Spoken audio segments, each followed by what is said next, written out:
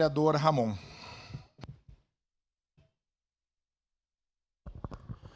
Senhor presidente, nobres colegas, eu me junto também às palavras do meu colega Caleb Garbim e quero parabenizar a vereadora Rose pela criação da Frente Parlamentar.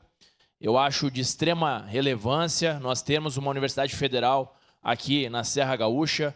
Nós temos 48 municípios e mais Caxias do Sul, no total 49 municípios que serão beneficiados.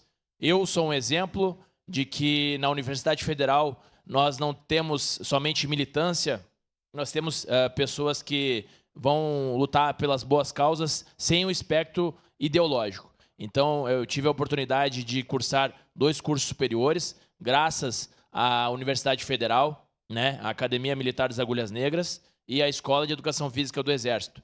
Então, isso é muito importante para aquele jovem que não tem uma estrutura financeira, né? Fazer um curso superior é difícil. Eu tenho diversos amigos e conhecidos que ficam cerca de 10, 12 anos para ter uma formação acadêmica. É quase uma parte da sua vida dedicada à formação acadêmica porque não tem condições de pagar uma universidade.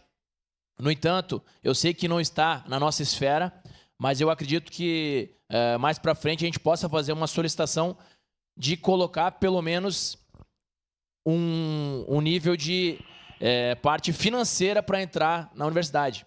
Porque a maioria dos jovens que entram, eles têm condições financeiras.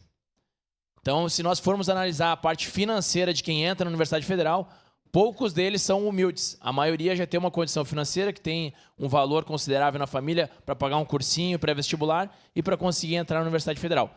Obviamente, eu vou votar sim por essa implantação da Frente Parlamentar. Obrigado. Obrigado, vereador Ramon.